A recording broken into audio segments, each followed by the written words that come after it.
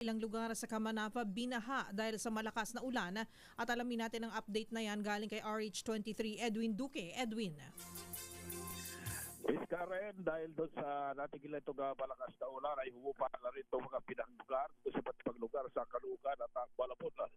Mabilis na bumaba itong tubig baha sa bahagi ng P. Aquino.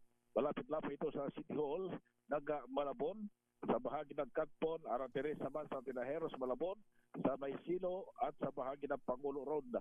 Mabilis din bumupa itong gapan ng Rizal Avenue sa Grace Park at Avenue at ilang mababang lugar. Umaga pa lang kanina, bumuhos yung malakas na ulan. Pero tumigil at muli bumuhos itong hapon.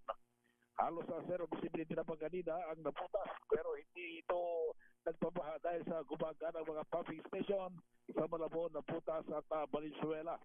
Tuloy pa rin ang mahinang pag-ulan sa bahagi ng Kamanava ngayon.